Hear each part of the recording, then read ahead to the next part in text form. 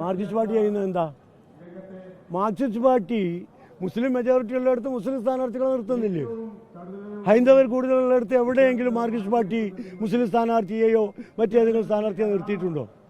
അവിടെ വോട്ടർമാരിൽ കൂടുതൽ വിഭാഗം എവിടെയാണ് എന്ന് നോക്കിയിട്ടാണ് മാർക്സിസ്റ്റ് പാർട്ടിയും ഈവൻ BJP പോലും മലപ്പുറത്ത് പാർലമെൻറ്റിലേക്ക് ഒരു ബാദുഷാ തങ്ങളെ നിർത്തിയിരുന്നു BJP.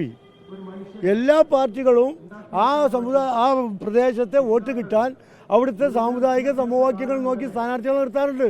മാർക്സിസ്റ്റ് പാർട്ടി അതുകൊണ്ടല്ലേ മലപ്പുറം ജില്ലയിൽ മുഴുവൻ പാർട്ടിയുമായും കമ്മ്യൂണിസവുമായി യാതൊരു ബന്ധവുമില്ലാത്ത ആളുകളെ പിടിച്ചുകൊണ്ടുവന്ന് നിർത്തുന്നത് എല്ലായിടത്തും. മലപ്പുറം ജില്ലയിൽ 16 മണ്ഡലത്തിൽ 8 മണ്ഡലത്തിലും മാർക്സിസം എന്തെന്നറിയാത്ത മുസ്ലിം സമുദായത്തിലെ ധനാഢ്യരായ പ്രമാണിമാരെയാണ് രംഗത്തിറക്കിയത്. എന്തിനാണ് ഇറക്കിയത് എന്നാ അവർ പറയണ്ടേ? എന്നാൽ മലപ്പുറത്ത് പിന്നെ അവർ മുസ്ലിം സമുദായത്തിലല്ലാത്ത ഒരു സ്ഥാനാർത്ഥിയെ നിർത്തട്ടെ. തിരൂരങ്ങാടിയിൽ ശ്രീ AK ആന്റണിയെ നിർത്തി വിജയിപ്പിച്ച പാർട്ടിയല്ലേ മുസ്ലിം ലീഗ്. അതിനോടാണോ ഈ കളി കളിക്കുന്നത്? നിങ്ങൾക്കറിയില്ലേ? CPM-കാർ വിശ്വസിച്ചാലും നിങ്ങൾ മാധ്യമങ്ങൾ ബുദ്ധിയുള്ളവരല്ലേ, നിങ്ങൾക്കറിയില്ലേ കാര്യങ്ങൾ? ഇപ്പോൾ ജനങ്ങളെ വിഡ്ഢികളാക്കാൻ ഞാൻ നേരത്തെ പറഞ്ഞത് ആവർത്തിക്കുന്നു. മുനിസിപ്പൽ തദ്ദേശ തെരഞ്ഞെടുപ്പിൽ ഏറ്റ കനത്ത പ്രഹരണം, ആ പ്രഹരം അവരെ തലക്ക് പിടിച്ചിട്ടുണ്ട്. അതുകൊണ്ട് സമചിത്തത നഷ്ടപ്പെടുകയാണ്. ജയിക്കാൻ എന്ത് ചെയ്യണമെന്നുള്ള വെപ്രാളത്തിൽ എന്തും വിളിച്ചു പറയുകയാണ്. കേരളീയ സമൂഹത്തിനിടയിൽ അവർ വീണ്ടും പരിഹാസ്യരാവുകയാണ്.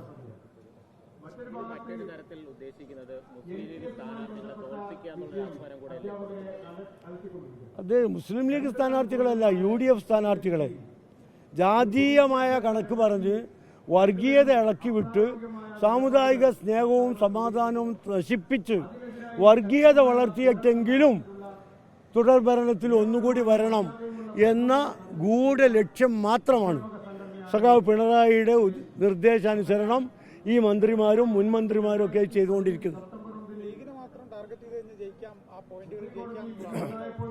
ലീഗ് നേടിയ അഭൂതപൂർവമായ വിജയം, ജനങ്ങളിൽ നിന്ന് മുസ്ലിം ലീഗിന് കിട്ടിയ വലിയ ജനപിന്തുണ അവരിൽ വിഭ്രാന്തി ഉണ്ടാക്കിയിട്ടുണ്ട്.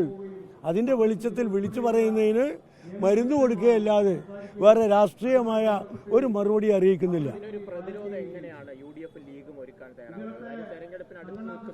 തീർച്ചയായിട്ടും മതേതര ജനാധിപത്യ മൂല്യങ്ങളിൽ വിശ്വസിക്കുന്ന മുഴുവൻ മനുഷ്യരെയും കൂട്ടിപ്പിടിച്ച് ഈ വർഗീയ പ്രചരണങ്ങൾക്കെതിരെ ജനങ്ങൾക്കിടയിൽ ഭിന്നിപ്പുണ്ടാക്കാൻ ശ്രമിക്കുന്ന ഈ നീക്കത്തിനെതിരെ ശക്തമായി പ്രതിരോധിക്കുക.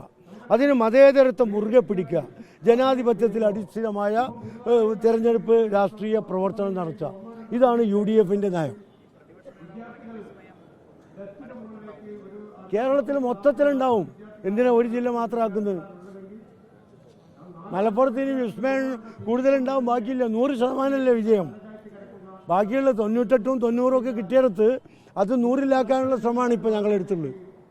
മറ്റൊരു കാര്യം ശ്രദ്ധയിൽപ്പെട്ടിട്ടുണ്ടാകും, NSS-ഉം SNDP ഒക്കെ ഒരുമിക്കാൻ പോവുകയാണ്. CPM തന്നെ അല്ലെങ്കിൽ മുഖ്യമന്ത്രി തന്നെ മുൻകൈ എടുക്കുന്നു എന്നുള്ളതാണ് അറിയാൻ കഴിയുന്നത്. അത് തെരഞ്ഞെടുപ്പോടെ ലക്ഷ്യം വെച്ചുകൊണ്ടൊരു UDF-ന് തിരിച്ചടി ഉണ്ടാക്കുന്ന ഒരു കാര്യമായിരിക്കില്ല അവരുടെ ഒരു ഒരുമിക്കൽ. എല്ലാ സാമുദായിക സംഘടനകളും യോജിച്ചും സഹകരിച്ചും പോകണമെന്നാണ് ഞങ്ങളുടെ ആഗ്രഹം. അവർ തമ്മിൽ ഭിന്നിപ്പ് നിലനിൽക്കണം ഞങ്ങൾ ആഗ്രഹിക്കുന്നുണ്ട്. എല്ലാവരും തമ്മിൽ ഐക്യമുണ്ടാകണം. സമുദായത്തിൻ്റെ അകത്തും സമുദായങ്ങൾ തമ്മിലും ഐക്യവും രഞ്ജിപ്പും സ്നേഹവും ഉണ്ടാകണം. അവരവരുടെ വിശ്വാസങ്ങൾ മുറുകെ പിടിച്ചുകൊണ്ട് തന്നെ മറ്റു കാര്യങ്ങളിൽ എല്ലാവരും യോജിക്കണം. അതാണ് മുസ്ലിം ലീഗിൻ്റെ നിലപാട്. അതിനുവേണ്ടിയുള്ള ശ്രമങ്ങൾ ബഹുമാനപ്പെട്ട സയ്യിദ് സാദിഖ് അലി ശിഹാബ് തങ്ങളുടെ നേതൃത്വത്തിൽ ഞങ്ങൾ ഒരുപാട് കാലമായി നടത്തി വരുന്നുണ്ടല്ലോ.